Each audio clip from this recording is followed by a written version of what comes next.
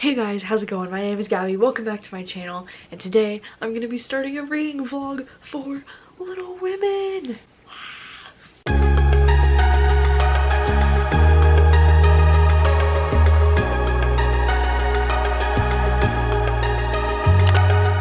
And I literally just got this in the mail this afternoon, and look at how cute and small it is. I mean, it's huge, like, don't get me wrong, it's 770 something pages, so it's like super thick, but also it's really small. Like, this book is small.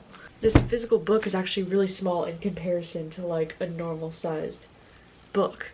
It's almost like mass market paperback size, but like hardcover.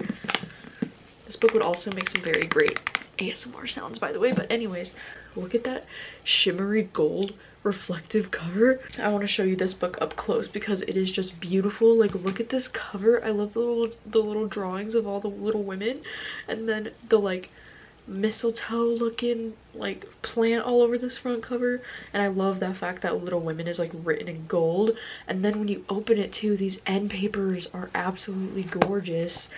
And wow, I'm kind of obsessed. Like, this is one of my favorite books that I own, and I just got it today. It's so cute. Here on the back it says, "Life and love are very precious when both are in full bloom."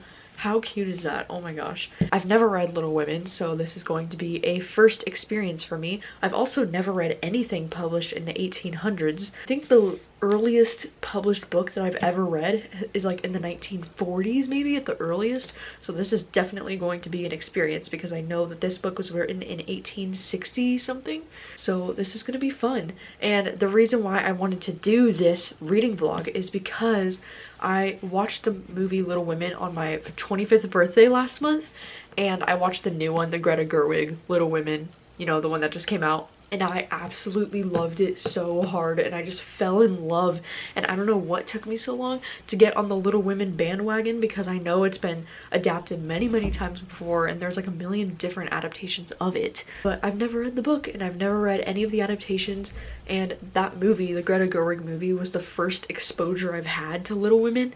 So ever since watching that movie, I've kind of just been obsessed with it, and I really wanted to try to make it a priority to get to this book. So I went ahead and got it, and it's so cute and it's massive, and I'm gonna start reading it tonight. And I'm really excited about it because it's kind of like the perfect weather to read tonight because it just started snowing again.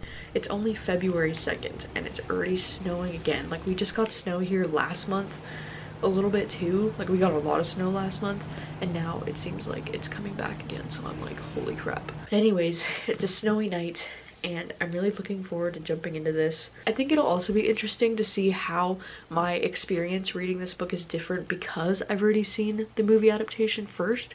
I'm gonna stop talking and I'm gonna jump into reading this because I am so excited.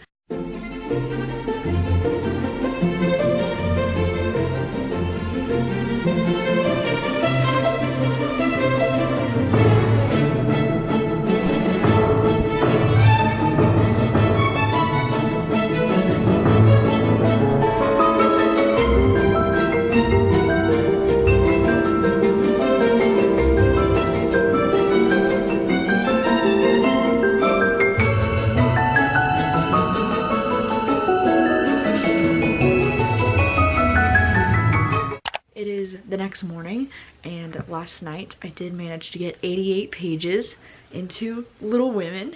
I did forget to mention, by the way, at the beginning of this vlog that I think I am going to do a spoilery vlog for Little Women, because if you haven't read Little Women yet, then like, girl, what you doing? Just kidding. I mean, I'm just reading it for the first time, but I figured since it's a classic, there's a higher chance that more people have actually read this, so I feel like I want to do a spoiler vlog for this, and especially since I've already seen the movie, so I kind of already do know like some of the gist. So just warning you, this vlog is going to be filled with spoilers.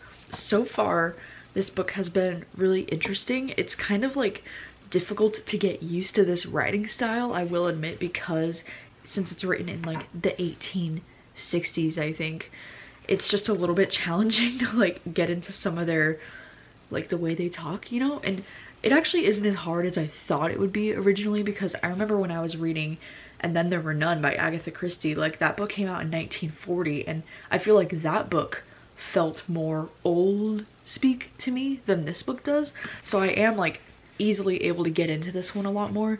But they do say some stuff, like I made some tabs on like some speak that sounded funny to me. Like she says, "Don't mind me, I'm as happy as a cricket here." And then she says, "I had a queer time with my aunt today." It's really weird the way that that word has evolved over time and how like nobody would ever say something like that now, you know? So it's really interesting to see how language has changed over time. And some of the writing style too in this book, like on page 5, it says, "As young readers like to know how people look, we will take this moment to give them a little sketch of the four sisters." And it's like weird because it's like the author is saying like, it's like she's talking to the reader and like assuming that the reader is young. And like, I don't know, it's just kind of a weird thing. Like she's saying, "I know that young readers care about how the characters look, so like here's what the four sisters look like."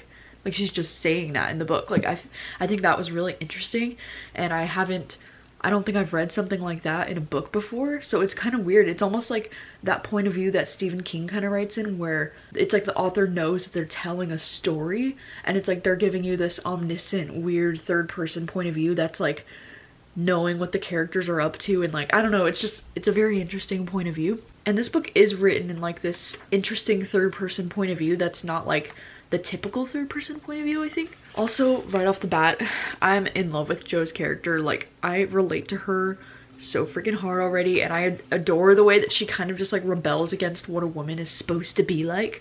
I love how she says, "I'll try and be what he loves to call me, a little woman, and not be rough and wild, but do my duty here instead of wanting to be somewhere else." And I love when they said, "Don't, Jo, it's so boyish." And she said, "That's why I do it." She's like, "It's bad enough to be a girl anyway when I like boys' games and work and manners. I can't get over my disappointment in not being a boy, and it's worse than ever now, for I'm dying to go and fight with Papa, and I can only stay at home and knit like a pokey old woman." I just love Jo because I feel like growing up, I was always considered more of a tomboy. I felt like the same way when I saw the movie, that Jo was like one of the most relatable characters that I've ever seen. And already just from reading the first 80 pages of this book, I can already see that coming through in this book. Like I'm just really gonna relate to Jo's character really hard. And so I just love that so much about this already. And some of my favorite scenes from the movie have already happened in these first 80 pages, like when they gave all of their breakfast to the poor kids that were down the street, and when Jo and Laurie met at this party that she had to go to with Meg, and they were like dancing where nobody could see them. I do feel like that scene was done better in the movie because I feel like it was kind of glossed over in the book. I'm already loving it so much, and I really like the way that Laurie speaks in this book. He's just very like sophisticated with the way that he talks. Like, I don't know, it's just super cute. So this morning I do have to go run to Target right now real fast to pick up a prescription and do some grocery shopping and stuff, and then I'm gonna come back and read some of this. I have to film 2 videos at some point today, and then I think I'm gonna go to the gym later, but I can't wait to read more of this book today. I'm really excited. It's really cute. Oh my gosh, it's snowing this morning. Wow. It's so beautiful. During Bob's divorce from his first wife in the early 90s, he began to drink himself to sleep every night, he told Megan. Made me sad and angry that you could or would not acknowledge your own part. Alright, so I am back from Target and I have eaten food, and now it is time for me to film 2 YouTube videos really fast, so I need to put makeup on my face. Makeup is done and I'm ready to go. We are ready to film. Hello again. It is now like 3:45 in the afternoon, and it's been a long afternoon of filming. It took way longer to film those 2 videos than I thought it would because I just rambled on for like ever, and also because I accidentally deleted the second half of one of the videos like right after I filmed it, and I was like, fuck! So then I had to go back and refilm the entire thing, which took another extra like 15 minutes. And anyways, it's just been a long afternoon, and now I think I'm gonna be getting ready to go to the boxing gym. I haven't read anything today, so this isn't really turning out to be much of a reading vlog, is it? I did it! I went back to the gym! Oh my god. Just got done with the boxing gym and I'm freaking dead. But I'm so glad I went back. I feel like so good now. And it feels good to like start getting back in shape, you know, because wow, after today, like I am really, really out of shape again. So I need to start going back like a lot.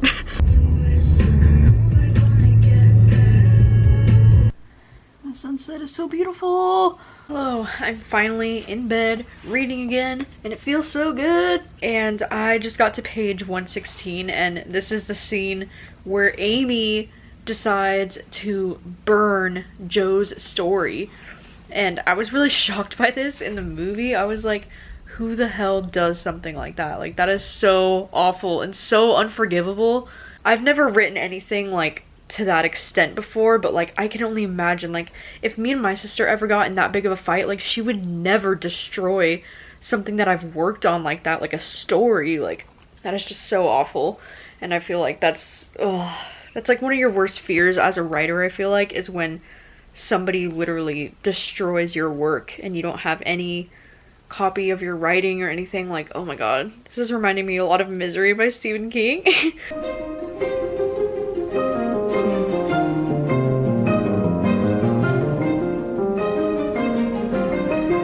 It is now 8:45 at night and I'm in the kitchen because I'm starting to make dinner. I got to page 302 in Little Women. I definitely just made some progress in these last couple of hours. Still really good. It's still like, it's reminding me so much of the movie, which I know is like a weird thing to say, but like I'm seeing so many of the same scenes from the movie and it just makes my heart so happy. But also I do feel like I need to take a break from this because I feel like I'm living in the 1800s now and I feel like I'm gonna start speaking strange if I continue to read this right now. So I'm gonna take a little break, eat some food, but so far it's still really good, and so far Joe is still my favorite. It's easier though to get into this writing style like once you actually like give it a minute, you know, because like at first it's kind of like hard to get into and strange, but then once you just keep going and power through it, it is like you get used to it. Good morning. It is the next day, and last night I was able to read up to page 340, so I only did end up reading another like 40 pages or so last night before bed, and I'm getting pretty close to part 2 of this book, so I know that for sure. I think part 2 is coming up at like page 370 or something, so it's coming up, but I couldn't quite stay up that late to finish this because I had to be up early this morning because I was super tired yesterday after boxing, and like this morning I am so freaking dead. Like my body is so sore and I'm just like, ugh. But anyways, I'm working all day today, but I figured I'm gonna bring this with me just in case I do get a break, but I seriously doubt I'm gonna be able to get a break today. And it's supposed to be snowing apparently all day today, and I can already see that it's starting to snow a little bit, but like, we'll see. It's supposed to be snowing literally from like 11 a.m. to 9 p.m. So just like all day today. Snow just a tad today. Get my car! Hello, it is the next morning and I just went and got some groceries really quick and I got an acai bowl. I have the day off of work today and I don't really have any plans. I mean, I'm gonna meet my parents for dinner later at 5 tonight, but other than that, I don't really have any plans. So I am determined to finish Little Women today. And I know that's like a pretty intense goal considering I have about like 400 pages left. It's gonna happen. Mark my words.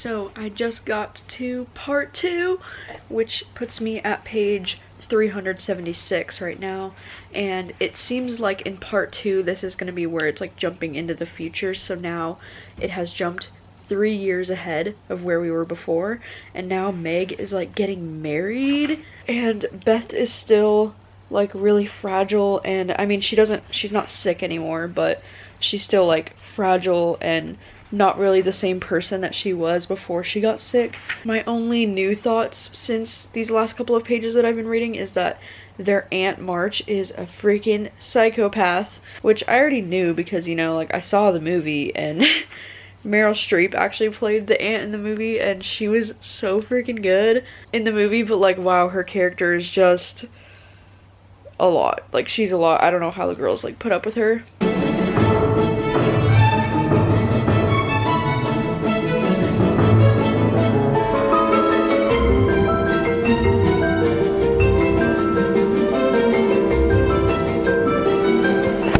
My tongue, my abominable tongue. Why can't I learn to keep it quiet? Joe just found out that Amy's gonna be going overseas instead of her, and she's pretty upset. So I am on page 522 and I am at that part where Jo is feeling like she thinks that Laurie has feelings for her, and it's kind of weird because she's saying that she thinks that him and Beth should like be together or something, so she's saying she wants to like leave and run away to New York so that he can stop caring for her.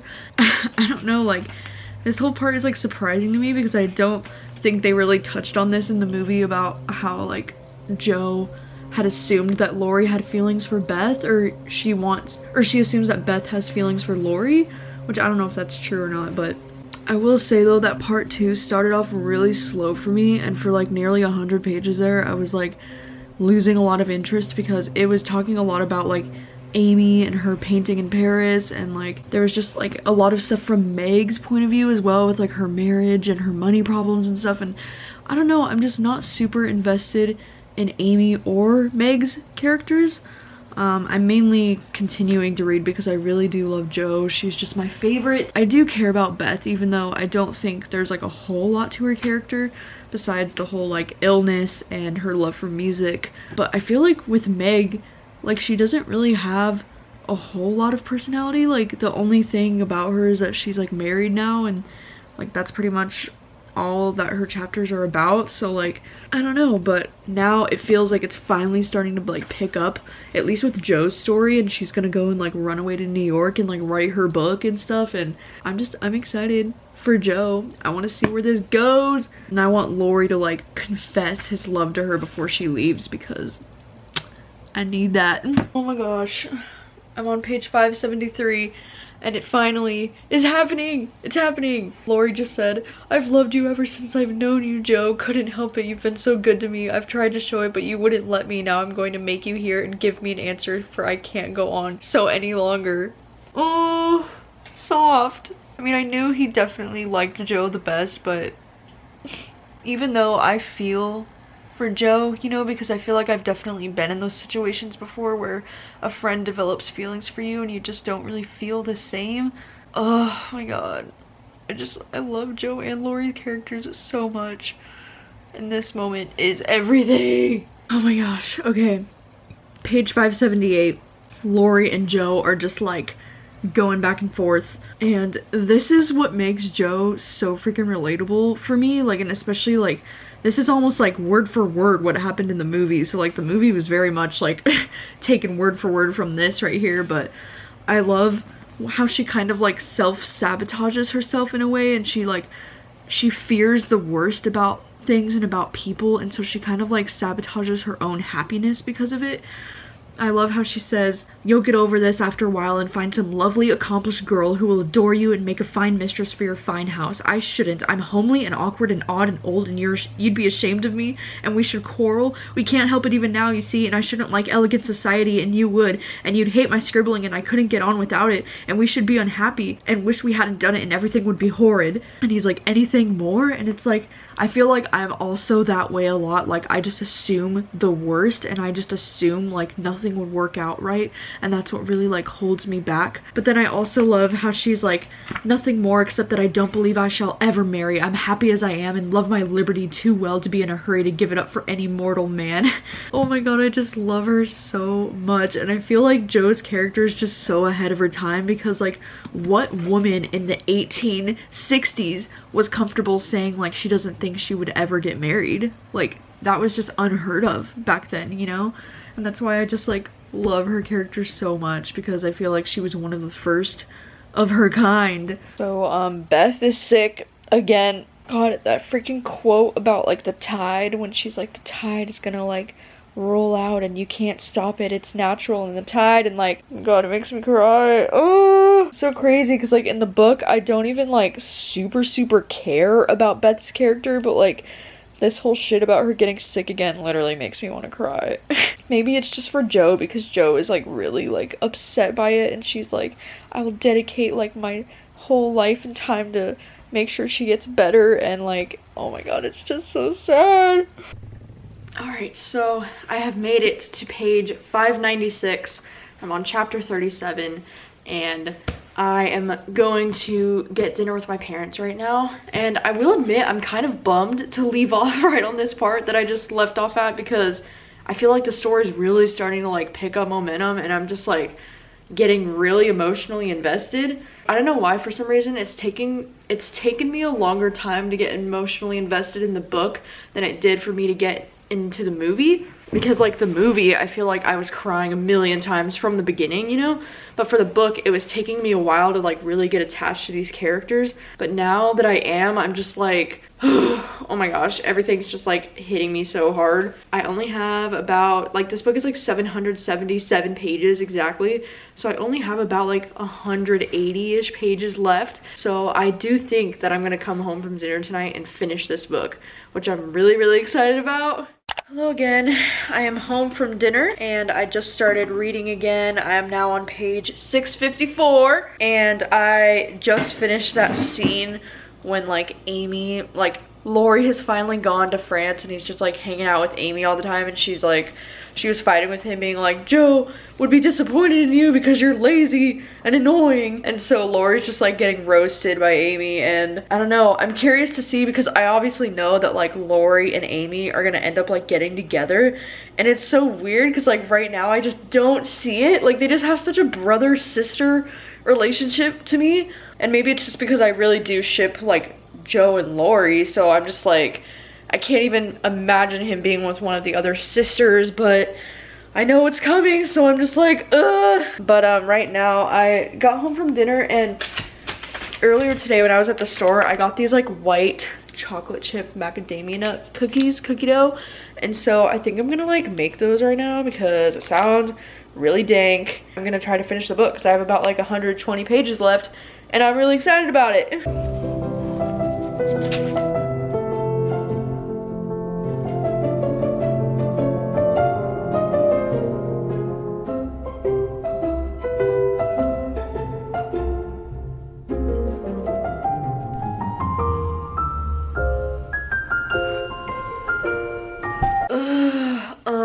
Just got to the scene where Beth died. Her last little like talk with Joe was so beautiful and so heartbreaking, and she was just like, I'll always be there, and like and of course it made me cry because I'm a little bitch when it comes to death scenes.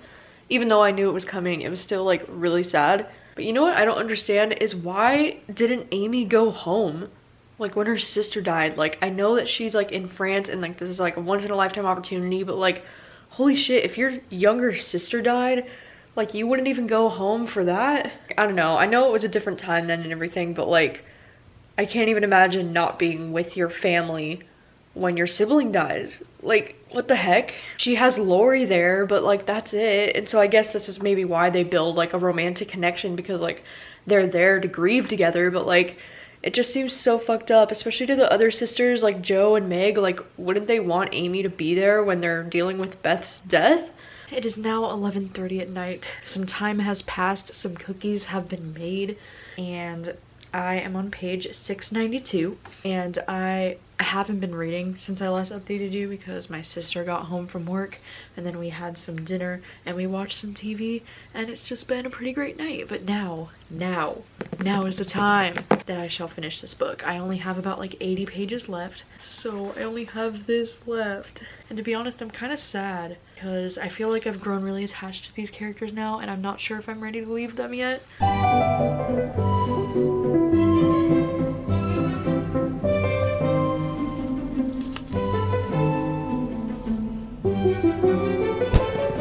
Thank God, Laurie's just like, there is no getting my wife out of their clutches. Like, that's how he breaks the news to Joe. Like, Jesus Christ. Like, yikes. And they just got married. Just like that.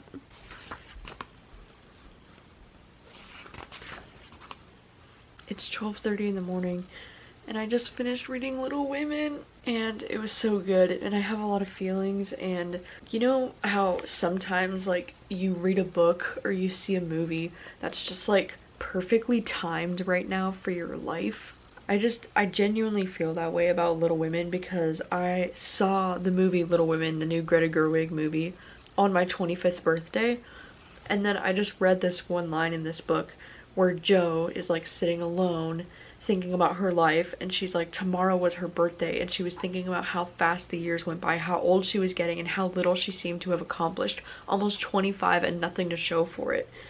And it's like, it's so weird that I'm like experiencing these same feelings and emotions about turning 25, you know, as Joe. It's just like, it's just really weird, and I feel like I just really connected with her character on a whole nother level. Oh, sorry about that, my other camera just died, but anyways, I will say, because I saw the movie first, I do think that I prefer the movie to the book, just because I love the way that Greta Gerwig was able to change the storytelling of this book, because I like that the movie is more like it's going back and forth between the two timelines. Like, I just find that to be a much more interesting way of storytelling, because in this book we're following it in a linear timeline, and it's like part 1 is when they're younger and then part 2 is like 3 years later, you know. So I definitely feel like it works better in the movie, because I like going back and forth between the two timelines in the movie. And I will say, at the end of this book, I'm super bummed that Joe does end up with the professor, but like,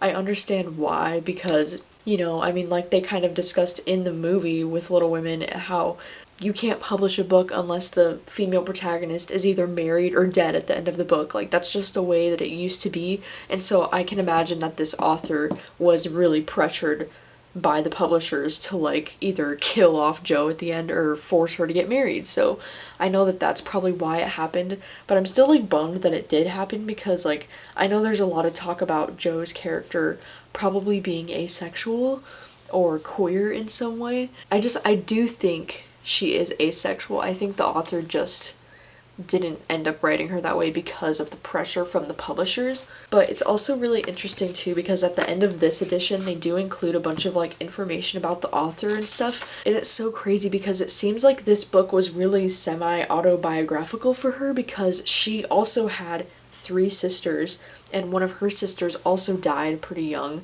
And it says this author believed in women's rights and never married. She was unwilling to make the sacrifices to her career that becoming a wife would entail, yet she was devoted to her family, and when her younger sister May died, she adopted her baby daughter.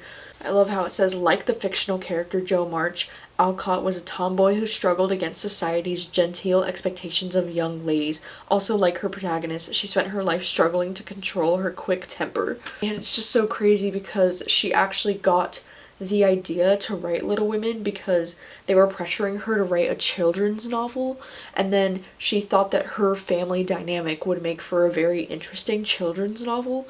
So that's kind of like what inspired her to even write Little Women. Like, isn't that so crazy? Also, I know I've only seen the Greta Gerwig movie, but now I like need to see the Christian Bale, Winona Ryder, Kirsten Dunst movie, because what? That cast also sounds really amazing, so I'm definitely going to be watching that adaptation soon. God, I really do love this book. I feel like I need to take more time to really like think about my rating and my overall thoughts on it, but my initial gut rating for this would probably be like a 4 out of 5 stars. Like, I didn't love the book as much as I loved the movie, which I know seems like wrong to compare them, especially since I saw the movie first, but I do feel like this book, it's definitely hard for me to get into this story just because of the way that it's written. It's just very old, and the very like old speak gets really hard to read after a while because like I start to hear that like old American accent in my head. I do feel like at the beginning of part 2 it was really slow for like almost like 100 pages, and I was like getting really bored, but then it really finally picks up and the story gets really interesting again. And I do feel like Meg's chapters were like really boring for me to read about. I mean, I just never felt like she had more of a personality than like wanting to be a wife and a mother, which is fine, but like I felt like the other sisters were so much more interesting. And I can't get over Amy and Laurie. It just doesn't like make any sense, and like this is probably the thing that like inspired all those like To All the Boys I've Loved Before, you know, where it's like the sisters are falling for the same guy, and it's like it's just so like ugh. I would never date the same person that my sister has dated. It's just weird, you know? So like it's just weird that Laurie and Amy are even a thing that exists in this book. Like, I just don't understand it. And even if Jo is asexual, I still think like her heart is with Laurie, you know? Like they just vibe so well, and they just like need to be together. But yeah, overall I had a really great time reading this, and this is definitely going to be something that sticks with me And I can't believe I just plowed through this like 700-page book within a couple of days. Like, it was really good. And I really love Jo March. She is like one of the most relatable characters of all time for me. She's not perfect, and she has a temper, and she doesn't really want marriage. Like, she wants her independence, and she's a writer. Like, there's just so many things about her that I relate to so hard. So she just made this book really special for me, and I feel like this book just came into my life at like the perfect time. I am surprised though that I could love a classic like this, you know, because I'm not a huge reader of classics, so that is something that's really surprising to me. So that pretty much wraps up my Little Women reading vlog. Please let me know what your thoughts are on this book if you've read it. If you've seen like many of the movie adaptations, then please let me know like which of the movie adaptations are your favorite, because I'm curious to know that. I do have a feeling that the Greta Gerwig one will be my favorite adaptation, just because Saoirse Ronan as Jo is like my favorite thing that I've ever seen. But please let me know your thoughts, and thank you guys so much for watching as always, and I will see you guys very soon with a new video.